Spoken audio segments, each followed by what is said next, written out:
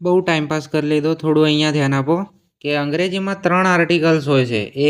N અને the. આ બધાને ખબર હશે, નાના બાળકોથી લઈને મોટા કોલેજના યુવાનોને પણ.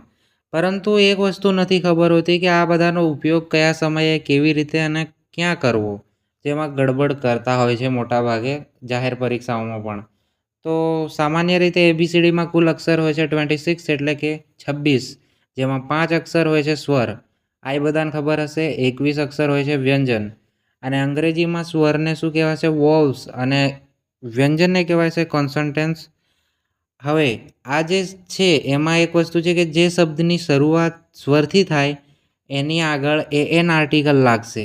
તો હવે જે બાકી છે એ છે વ્યંજન. વ્યંજનની આગળ એ આર્ટિકલ લાગશે. બરાબર.